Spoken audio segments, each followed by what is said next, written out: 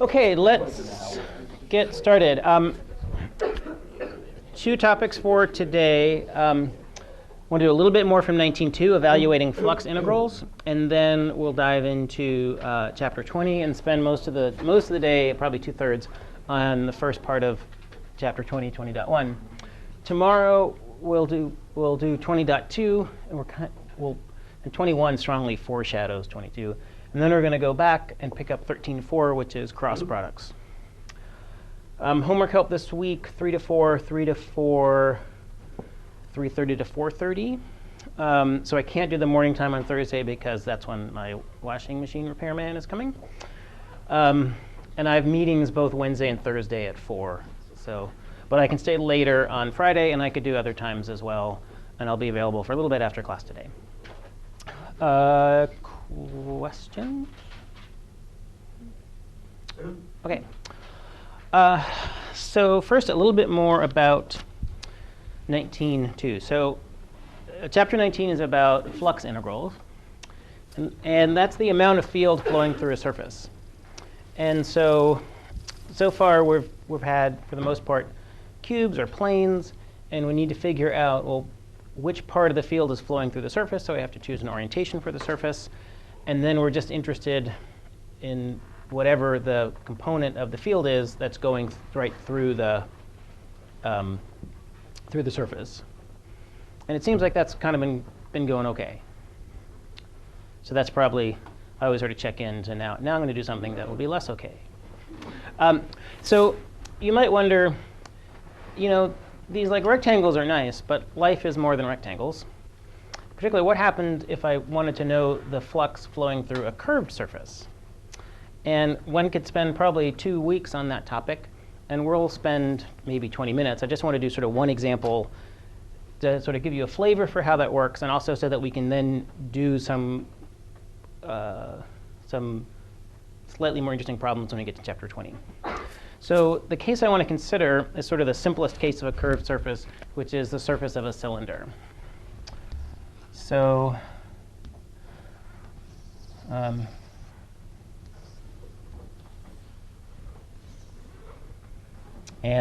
so I guess the z-axis is going to be like this, usually. And maybe we want to know how much flux is flowing out of or into this cylinder. And so that could be a little challenging because now the direction of the surface is changing. That's because it's a curve. It's not a plane. So we're going to have to think about this and this.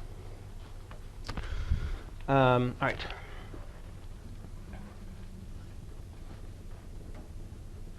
So that's supposed to be a little piece of this cylindrical surface. And that's going to be n. So dA, so this is just the surface of the cylinder. Any guess what? Oh, and let's say this cylinder has a radius r. Success? Yay. What? Thank you very much. These are really cold.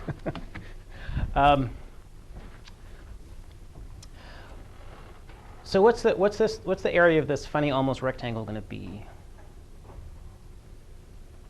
Any ideas? Let's see. So rectangle is base times height. What's the height of this rectangle? Let me look at delta z. It's called delta z. Yeah. And then we've got this funny curvy thing. If this is delta theta, yeah, it's an arc. Yep. So an r, got a theta, r d theta, yeah. So note that there's no dr because we're not integrating this way. We're just integrating around the surface. You want to know how many butterflies or electric field lines are flowing out of this surface. So r in this picture is a constant. OK. So that's not so bad. But the thing is, n is going to change depending where I am on the cylinder. Like if I'm here, it's going to be all in the x direction. And if I'm here, it's going to be all in the y direction. And if over here, it's somewhere in between. So we're going to have to think about that.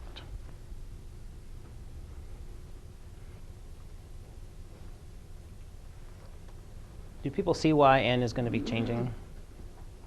OK. So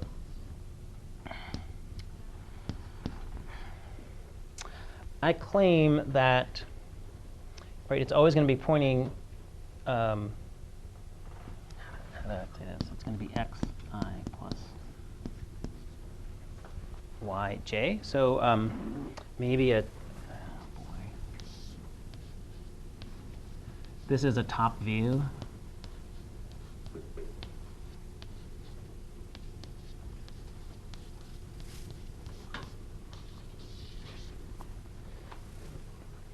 So it's always pointing, right? This is a vector field that's always pointing directly away from the origin. That's what we want.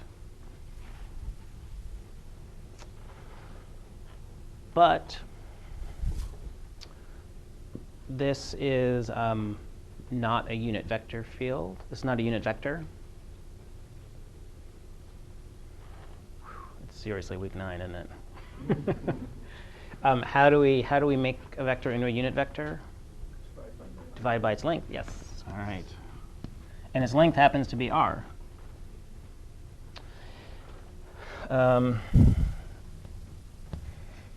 OK. In cylindrical coordinates, x is cosine theta. Yep. R sine theta. So that's sort of nice. R's cancel, so we're going to get n is cosine theta I plus sine theta j. And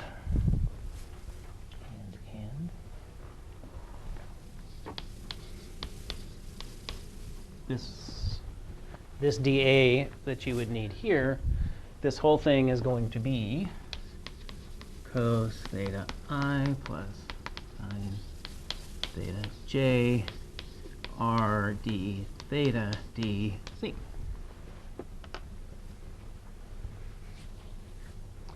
And now we know how to do flux integrals in cylindrical coordinates.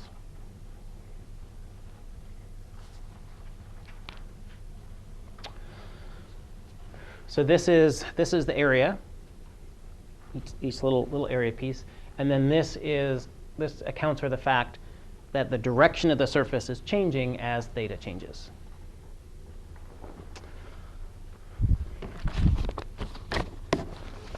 So let's put this formula to use. So try, sorry, can I claim, because that was my original. There we go.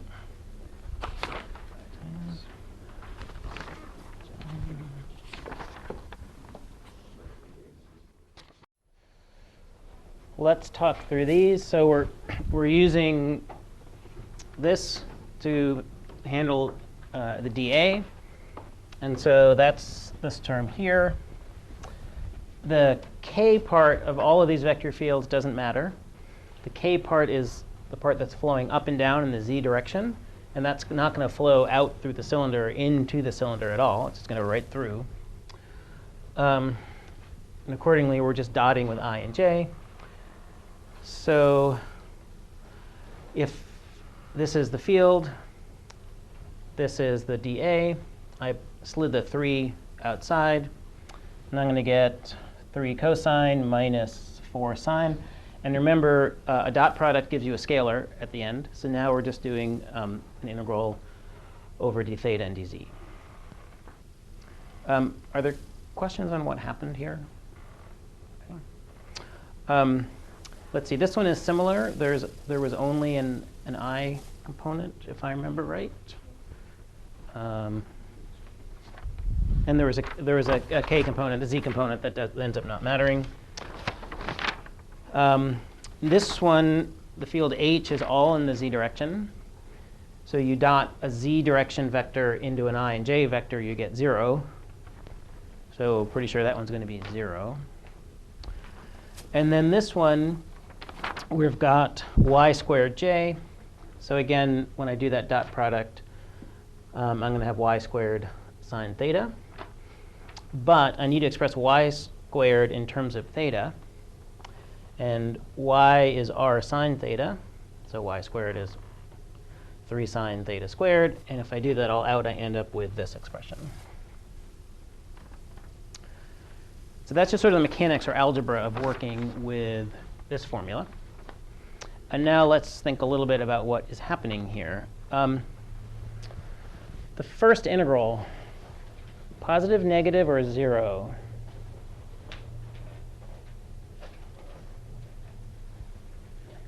And you can answer this by looking at the integral or thinking about the field. Positive. What gives you that feeling? Or whoever. Does anybody has a positive feeling? Or has a negative feeling? I'm going to change that. Okay. All right. What does this field look like?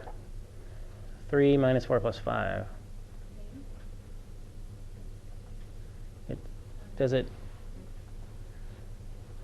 I think the main thing to note is that it's a constant field. It doesn't depend on I, j, or x, y, or z. So it's like there's a wind blowing in some direction, and it's just going in a straight line. It's the same everywhere. So it's going to be 0 because the same amount, whatever flows in is going to flow out. And you can also see that here, if you take the integral of cosine theta from 0 to 2 pi, that would give you 0, and this would also give you 0. I mean, these are 2 pi periodic functions. So if you integrate them around over 2 pi, they're going to spend as much time above the axis as below. So that's another way to sort of see that this will be 0.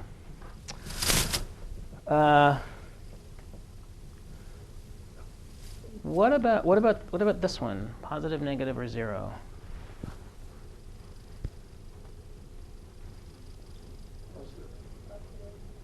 Positive. It's going to be 0, yeah. So again, a couple ways to see this. When we do the theta integral, z is just a constant. So this is sort of like before, we're just integrating cos theta from 0 to 2 pi.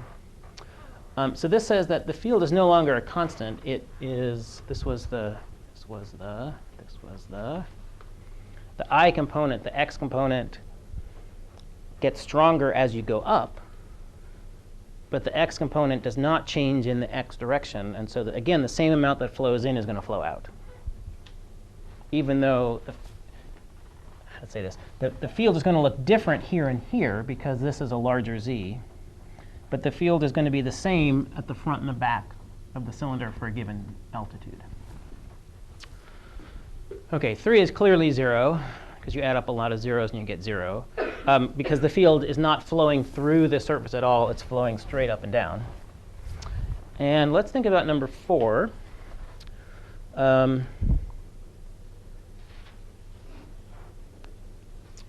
What do people think for this one? Yeah, I think this ended up being a little more subtle than I had I think wanted it to be. But sine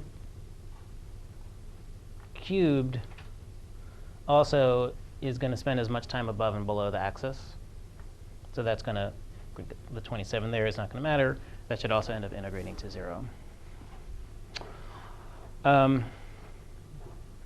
So you're not going to do use this formula a ton, but I sort of wanted to have this in our arsenal just so that we could do some cylindrical integrals both this week and next week to illustrate some of the theorems we're going to be investigating. You might wonder, gee, I wonder if there's a similar formula in spherical coordinates. And the answer is yes, there definitely is, and it's about twice as long, and you can look it up if you want. There we have I, j, and k because the sphere, because it's the sphere and not just in that direction.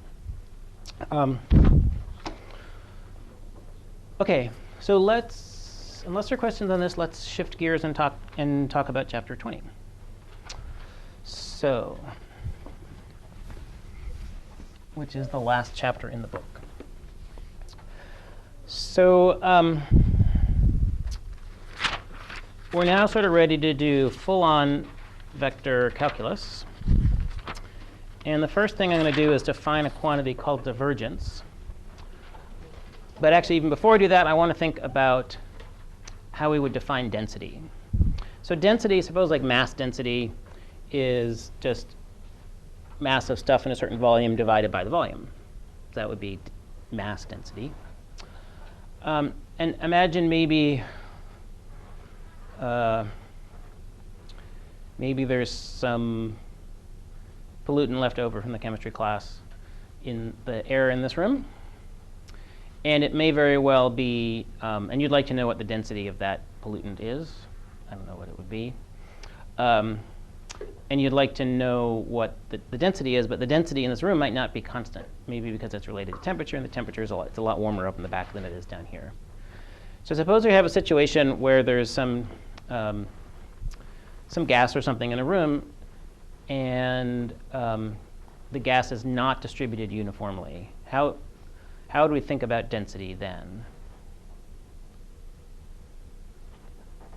It's not really a good question. Let me put it another way. So density then, all right. So density, let's call this mass density. Mass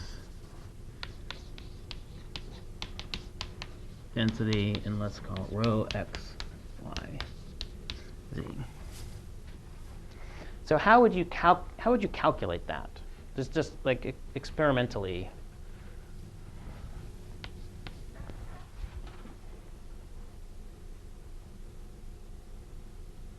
I mean, if I asked you to calculate the density of this piece of chalk, what would you do? Like, you'd figure out its mass, you'd figure out its volume, and you divide mass by volume, and you'll say, hey, that's the density of chalk. And you probably had to do that in some horrible 10th grade science class, maybe. And you're like, hey, density, it's different for different things. Denser things are more dense. So now suppose you wanted to sort of measure the density of some chemical pollutant in the air. What might you do? At least in your head. Take the amount of that divided by the area to which you're measuring. Yep. Yep. Or volume. Yeah. So you might say, okay, I want to know what the density is here. So I'm going to take some volume of air and figure out the mass of stuff in it, and then do mass divided by volume. But the density isn't constant. There might be more up here than there is down here. So you want to know the density at a particular point, but you're not getting the density at a point. You're getting the density in a region, and I want the density at a point. So how would you respond to that objection? Have a smaller thing, and then I would say, but still, I want the density at a point, and you're here, and then you would say make it smaller still. So density, if we have a non-constant density, you would define like this. Let's see. So limit volume goes to 0. Mass of stuff in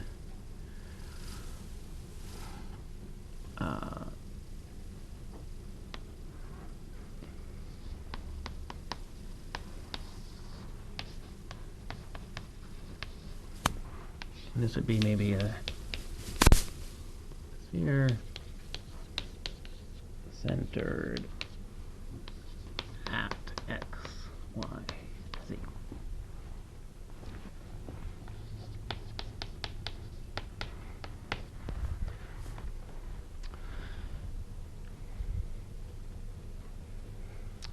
So that would be mass density. And it can vary from point to point in space. Does that Makes sense. And this is sort of the same type of thing, like velocity. Velocity should have a value at every instant in time, but velocity is actually a statement about 2 points in time because it's change in position over change in time. So you just play that Calc 1 game of like letting things get smaller and smaller and smaller. Here it's the same sort of thing. We want the density at a particular point, but a point doesn't have a volume, so we need to take a tiny little volume around that point and let it get smaller and smaller and smaller and get the density. OK, so that's density. Now let's talk, or for mass, now let's talk about flux density.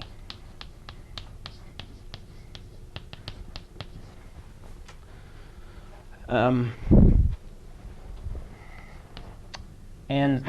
we would define that in the same way. We're going to take the same little sphere, bless you, centered at a point x, y, z. And we're going to ask, what's the flux flowing out of that sphere? And we're going to divide that by the volume of the sphere, and that would be the flux density at that point in space. So try to use a notation I wanted to use. That's going to be the limit as the volume goes to 0, f dot dA. Maybe I'll put a circle there to indicate it's a closed thing.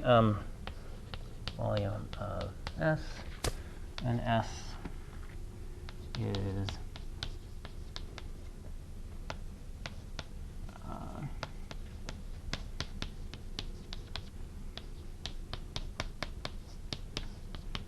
and it also could be a cube or an ellipse if you were feeling oblate. So this would be the amount of some field flowing out sort of at a particular point. And again, that sort of doesn't make sense because fields don't flow out. There's no flux at a point because a flux has to be across a surface. You'll say, all right, fine, we'll just have a tiny little surface around that point and let that surface get smaller and smaller. Just like mass density doesn't really make sense because there's no volume at a point. We're like, fine, we'll just take a surface around that and let the volume get smaller and smaller and smaller. OK, so this is the flux density. And it has another name, which is also called divergence of a field F, often written div F, although I'm going to introduce a much cooler notation in a moment.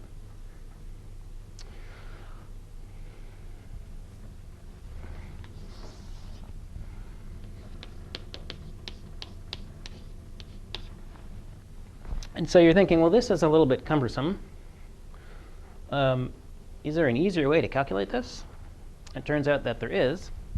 And let me sort of give the result. We'll use it a little bit, and I'll justify it probably towards the end of the class. So the divergence of F is going to be this thing.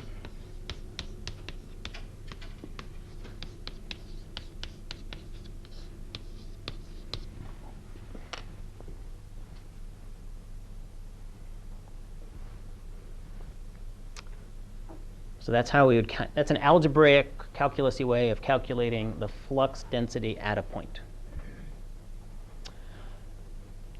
So I think it was last class, which seems like a very long time ago, that we looked at flux out of cubes. And we found that, too, one of the times the total flux out of the cube was 0, and another time it was not 0. And we kind of said, or I said, I wonder why that is. How could we have seen that coming?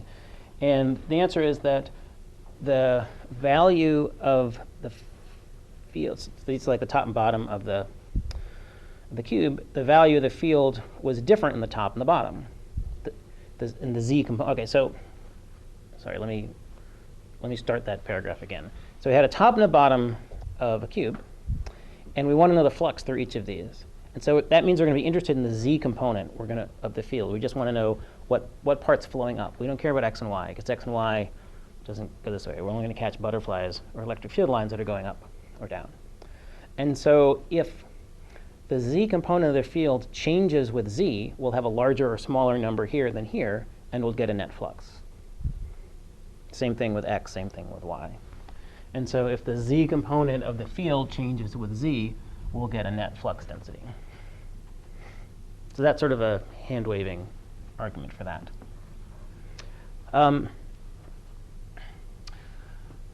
Let me introduce some more notation for this. So this, certainly in physics, would be much more commonly written this way. So just like you could write gradient as grad f, or you could also do del f. You could write the divergence as div f, or you could write it this way. And let me explain what this means.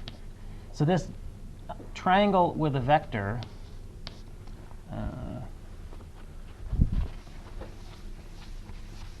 is this.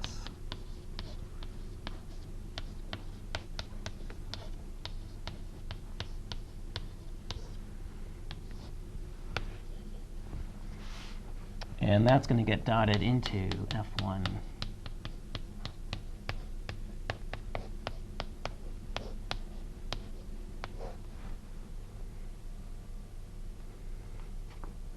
And when we do the dot product, we get the i's multiply, the j's multiply, the k's multiply.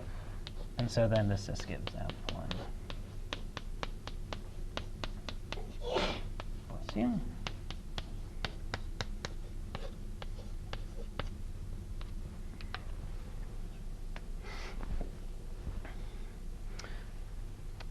So our book uses this most of the time. I prefer this for a host of reasons. Some are cultural. I grew up as a physicist, so we always write it this way. This makes it clear that there's a dot product structure here. It's about x's combining, y's combining, z's combining, x's, y's, z's. And it makes it clear also that it's a scalar. A dot product is a scalar.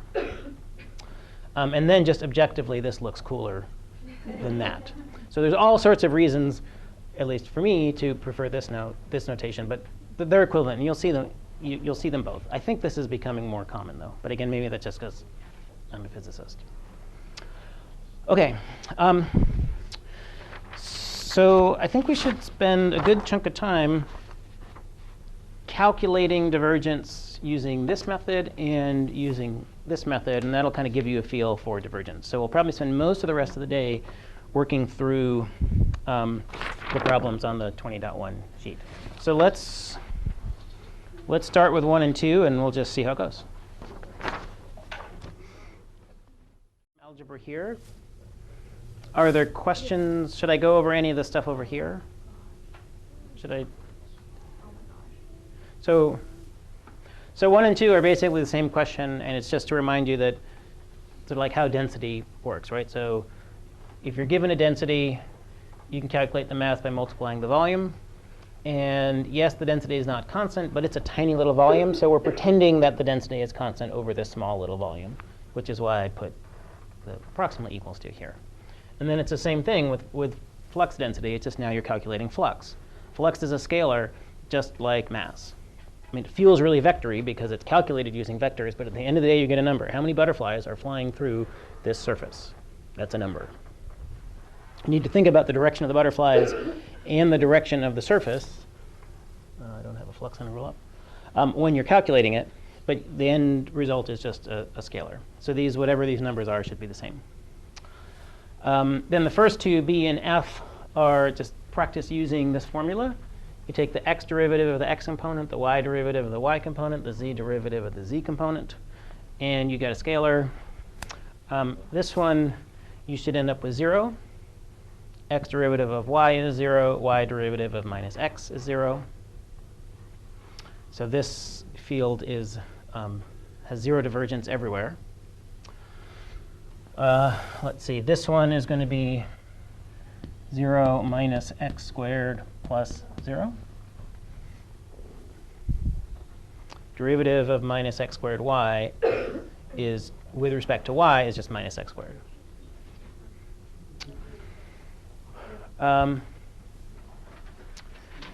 So this field is the formula for an electric field due to a point charge. Without, you could put a k and a q here if it made you feel better. But since it's math, we'll just ignore the k and q for a moment.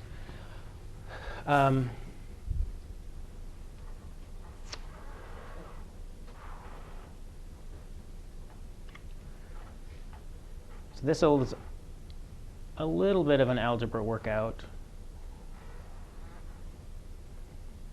And I'm wondering if it's worth doing it. You guys feel like doing 5 minutes of algebra, or do you want to, like, what's your algebra level?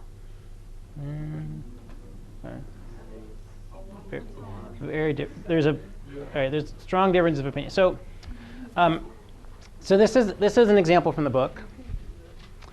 And so if you want to know what the answer is, you can sort of see the answer in the book, or I'll be happy to go over it.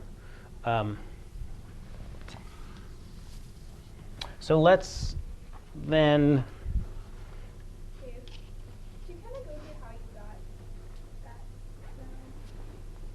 that? Oh, okay, yeah. So R is just the displacement vector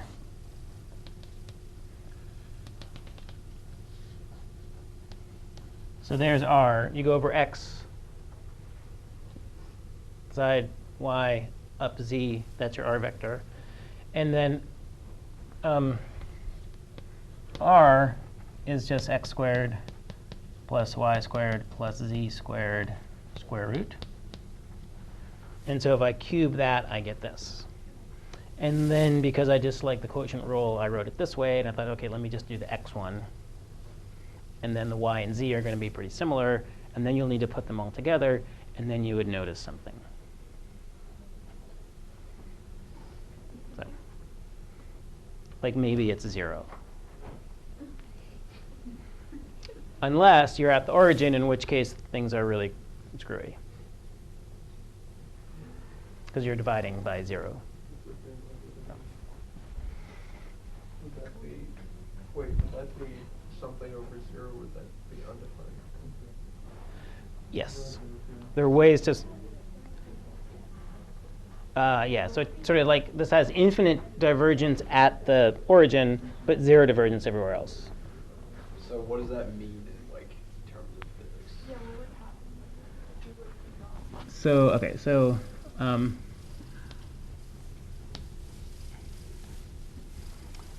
what this, I should have drawn these bigger. So this is sort of what this field looks like. This is an electric field. Here's a point charge Q. Field line's pointing away from it. If you wanted to calculate the flux through, say, a sphere, electric flux, if you put the sphere here, you're going to have the same amount flowing in as flowing out. So I should maybe just say, so for this particular field E, del dot E equals 0, except at 0, 0, 0. So everywhere here, there's no flux density. So you have the same amount of electric field flowing in as you do flowing out. But if you happen to if you include the charge inside, then you will have a net flux out. So you can think of this as saying, in a sense, that electric charges are sources of divergence for the electric field. And conversely, if you calculate the divergence outside of a surface, you know the total amount of charge that's inside that surface, and that's Gauss's law.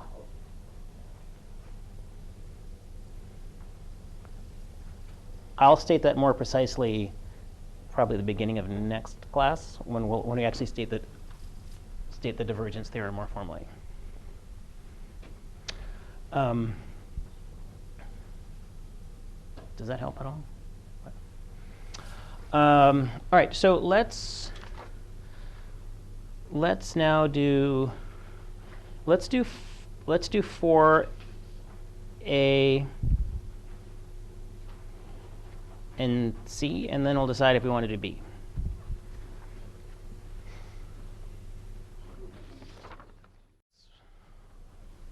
Work through this one. So I've got a cube, and this is not a great drawing. The cube is supposed to be centered at the origin, which takes a little bit of imagination for that to happen. So the field is all in the y direction. So I know that, so it's just flowing horizontally. So nothing is going to flow out the top or the bottom. And likewise, nothing is going to flow out of the front or the back because everything is going this way. So we're going to catch no butterflies this way with these surfaces or with those surfaces. So great, 4 zeros. We're 2/3 of the way there. So now let's think about the left. The convention is that we orient surfaces outward. And so the outward direction here is minus j. So all right, I've got this flux. I'm just interested in the j part of the field. There's going to be a minus sign because I'm going to consider, what that means is if something is, if I set this to be positive, I'm going to take a flow this way to be negative. But actually the flow is to the left, so that's why we get a positive. Y is constant on the left surface. It has a constant value of minus c/2, not readily apparent from the diagram, admittedly. And so minus c/2 minus j, the minuses become a plus. dx dz, this is exciting. We're integrating a constant now. So that's just going to give me the constant times the area of the surface. The area of that left surface is just a square, c squared. That gives me 5/2 c cubed. Kind of nice.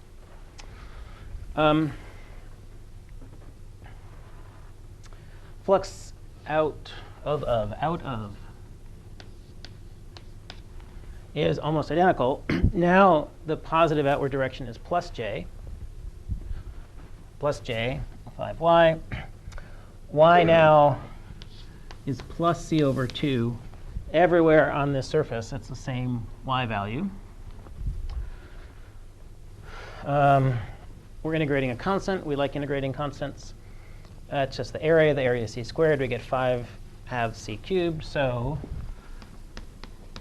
the total flux out of the cube is, well, 5/2 plus 5/2 is 5c cubed. So the flux density is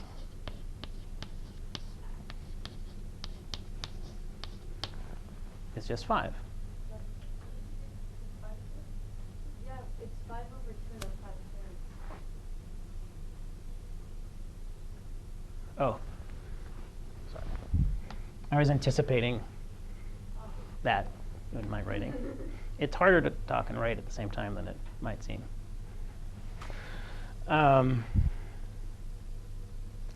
I actually do the same thing a lot when grading. Like, say, oh, somebody made this certain mistake, and so I'm already writing that comment, and I know what I'm going to say, and I'm bored of what I'm going to say because I've said it a bunch already, and so I start looking down and start grading the next problem while I'm still writing the first one, and of course, and then I start writing what I'm thinking about the problem I'm about to grade. And so you're probably used to like all sorts of green scribbles, crossouts. That's very often the case that I'm getting ahead of my writing. Anyway.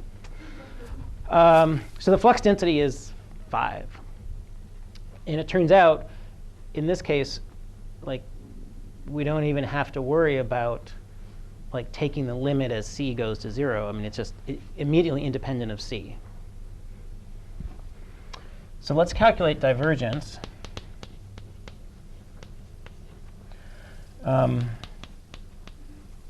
That's del dot f. So that's the x derivative of the x component, but there is no x component. The y derivative of the y component, oh, there is one of those. The y derivative of the y component. And there is no z component. And so, pretty nice, huh?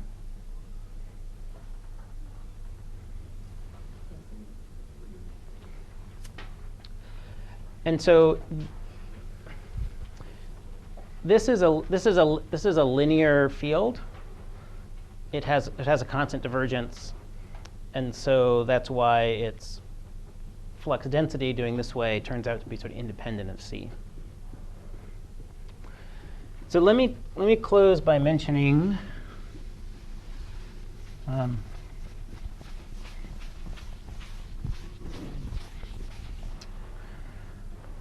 this result. So this suggests that if we have a flux integral across a closed surface to do, that's going to be the same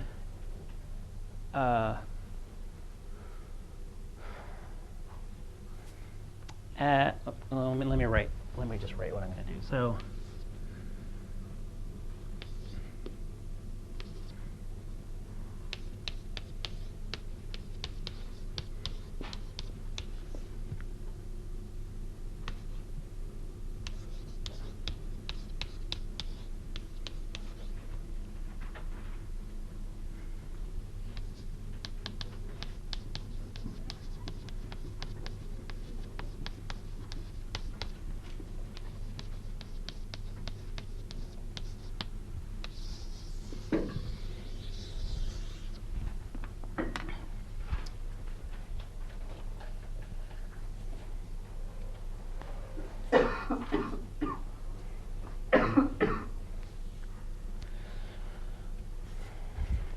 So we're sort of seeing two ways of evaluating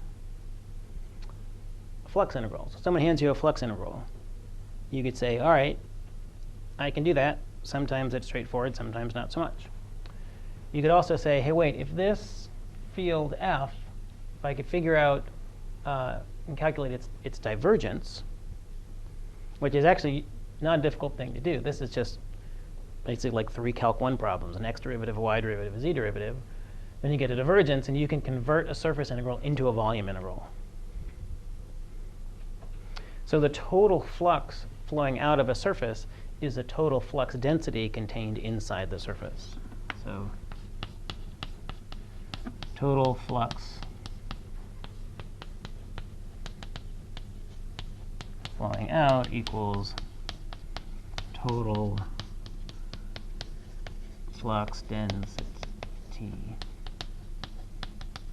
inside.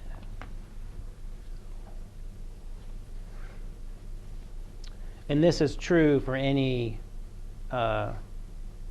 reasonably well-behaved vector field. Probably derivatives have to exist, things like that. So this is one of these statements that map things that's simultaneously deep and sort of obvious. Like the amount of water flowing out of a surface is the amount of water that's being created inside the surface. Or the rate at which butterflies flow out of a surface is the rate at which butterflies are being created inside. Hatching, yeah, there's technical terms.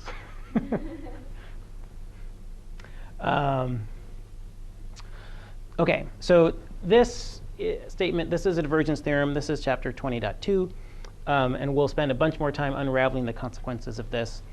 Let me just mention really quickly, though, that most of the problems on this homework are designed to be done quickly. So like if you have something like this to do, and you're like, oh, God, that looks awful, that probably means you're supposed to do it this way. So there shouldn't be, I think there's one cylinder integral that maybe will take a couple lines of work. But if you find yourself doing a really long calculation, that's not the point of this homework. So you might want to stop and think, oh, should I be using one of these formulas? We'll talk about that more next time, just in case you get started now. So I'll be, I can hang out in the dining hall for a little bit, and I'll be available, I'll see you tomorrow morning and be available for help tomorrow afternoon.